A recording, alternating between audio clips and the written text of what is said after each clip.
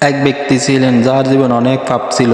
সে সবসময় অন্যের সঙ্গে দুর্ব্যবহার করতেন এবং হারাম পথে অর্থ উপার্জন করতেন, কিন্তু তার অন্তর সবসময় একটি আস্তিক কাজ করত। একদিন সে এক দল পথিকের সাথে মরুভূমিতে অতিক্রম করছিলেন। হঠাৎ প্রচণ্ড ঝড় শুরু হলো আর তাদের পথ হারিয়ে গেল। সবার মনে আতঙ্ক ছড়িয়ে পড়ল। সেই ব্যক্তি বুঝতে পারল তার বড় বিপদের সম্মুখীন। তিনি আল্লাহর দিকে ফিরিয়ে তওবা করলেন এবং বললেন, হে আল্লাহ, আমি যদি এই বিপদ থেকে রক্ষা পাই তাহলে আমার জীবনে আর কখনো পাপ করব না। আমি সৎ পথে চলব এবং আপনার কাছে ফিরে আসব। আল্লাহ তার তওবা কবুল করলেন। কিছুক্ষণ পর ঝড় থেমে গেল এবং তারা নিরাপদে একটি শহরে পৌঁছাতে পারল। ওই ব্যক্তি তার প্রতিজ্ঞা রক্ষা করল, সৎ পথে চলার এবং মানুষের মধ্যে ন্যায় বিচারে প্রচার করতে শুরু করলেন। আল্লাহ তওবা কবুলকারী। যখন আমরা সত্যিকার অর্থে পাপ থেকে ফিরে আসার সিদ্ধান্ত নিই, তিনি আমাদের জীবনের পথ দেখায় এবং আমাদের রক্ষা করেন।